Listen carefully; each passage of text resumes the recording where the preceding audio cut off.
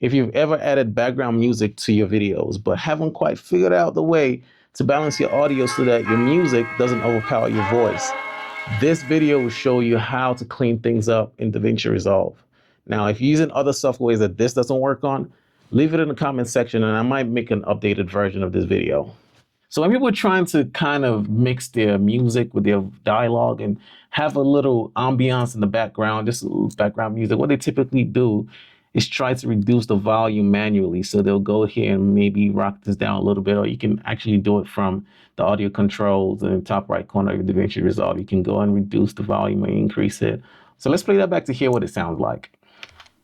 By the way, this is your first time here. Welcome to Not a Tutorial.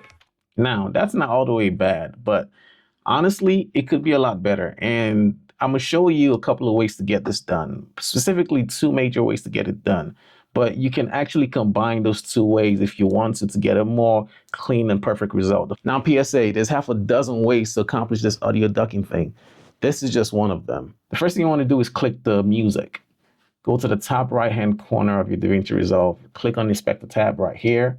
And what you want to do is also click on this little button right here to open up the track.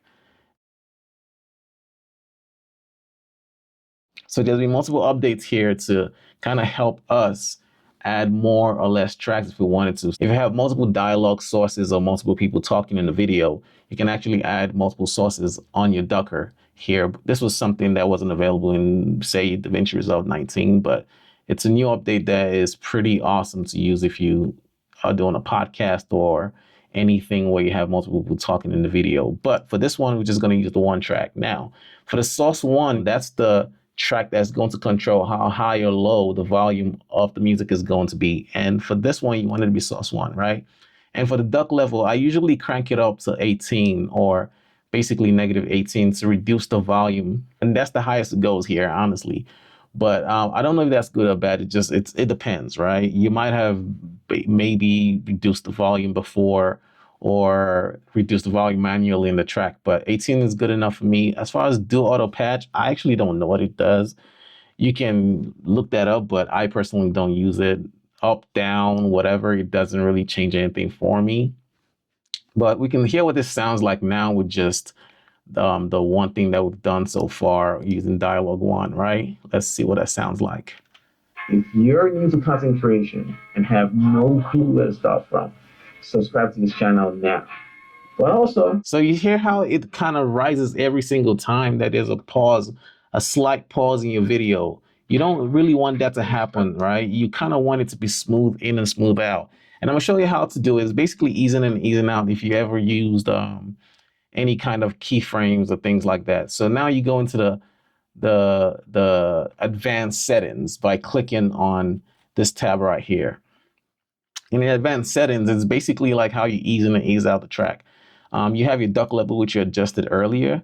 The look ahead basically just tells it how far to look into your track to know what to do before it happens. And then the rise time and recovery basically is ease in and ease out. The hold is how long it stays, the volume of the music stays low before it goes back up. So in the cases where we had the music popping up every single time there was a slight pause in your conversation, basically it cleans that up for you. And for the look ahead, I kind of wanted to look ahead a little better than 15.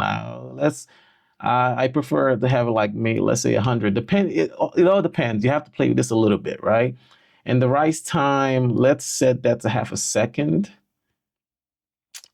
And the hold, I'll set that to half a second as well, because I just don't want it to pop up every single time something happens. And for me, my experience, 750 for recovery is, it works for what I need it to do. But, play around with it, see how it works for you. But let's hear what that sounds like now after we've changed this up. If you're new to content creation and have no clue where to start from, subscribe to this channel now. But also, if you're feeling creative and have problems with consistency or self-doubt about your content, this channel is for you as well. You got me down. Right. So now this is actually pretty awesome if you ask me, right? It's not too shabby, but you can make this, you can dial this even better if you do it manually. And we can do all of this without going into the Fairlight tab. We can actually do it right here from the Edit tab. Okay, so now that we reset the audio, now what you want to do is create points where you ease in and ease out, but you want to create this manually. And for me, what I actually want to focus on is this, the end of the video, where you can actually see that the music jumps right here automatically. When you let the AI handle the situation, it kind of just jumps right into it. But what I want to do, first of all, is reduce the audio. The audio is a little too loud right now. It already does -18 in the audio. You can play with it. I'm going to leave the -18 on there, but I'm also going to, first of all, create keyframes here. And the way I do this is hit the Option key and click right where it ends. And maybe you want to, and you also want to click right before that. Now, what this does is help you ease things in just a little bit more, right? So now that I have this, all of this on the same line, I also want to reduce this even more, right?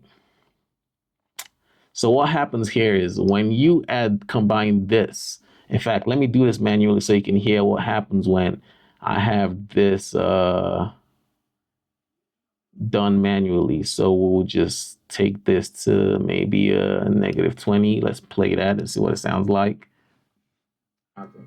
This channel is for you as well. You got me.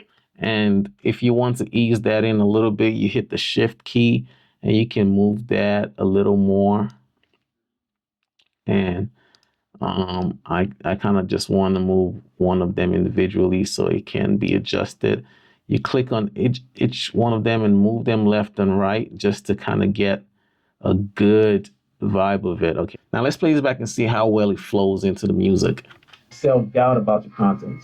This channel is for you as well. You got me down. You see how that works? You can also create a bunch of this all over your track just to help you kind of ease in and ease out of the music and the dialogue so they don't always bump into each other. Now, there's other ways of doing this in Fairlight, but this is the easiest and fastest way, so you don't have to mess with a lot of things in Fairlight if you don't understand how to really do that. Okay, so now the third way you can do this is combining both of them, right? So we can go back into the music track. And we're just going to turn on the ducker as well. The settings are still there, if I believe. So we have 18. Let's go in here. Okay, see, these are still over there. So now when we play this back, let's hear what this sounds like when we combine both of them together. If you're new to content creation and have no clue where to start from, subscribe to this channel now. But also, okay, so it's a little low if you ask me. Right, so what I want to do is kind of compensate right here with maybe, yeah, let's see what 15 sounds like.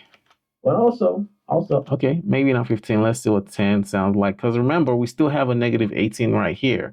So it depends on how much you want to hear the music, right? Let's see. Let's give it 12. Let's see what this one is. This one goes all the way back up to 0. Yeah, okay, yeah.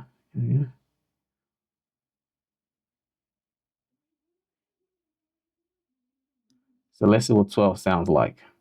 Well, also, if you're a seasoned creative and have problems with consistency or self-doubt about your content, this channel is for you as well. Got me down. See, there we go. And you can even click on these and maybe stress that out just a little bit so that it can also, let's move that so it doesn't. Okay, boom. And that's how you do it. That's how you combine both the internal AI that helps you do the ducker, and you can also create your own moments where you want it to be super perfect and dial it in just right for you to make sure your music and your dialogue doesn't clash with each other. Now, by the way, if this is your first time here, welcome to Not a Tutorial. I create content to motivate creatives and give them tools to get started on your creative journey. The tutorials on this page is just to help you find the easiest and fastest ways in editing and content creation. Just think about it as a way to bridge the gap so that you can get started on your next piece of content without any excuses. If you're new to content creation and have no clue where to start from, subscribe to this channel now. But also, if you're a seasoned creative and have problems with consistency or self-doubt about your content, this channel is for you as well. Now, thanks for watching another episode of Not a Tutorial. I'll catch you in the next one. Peace.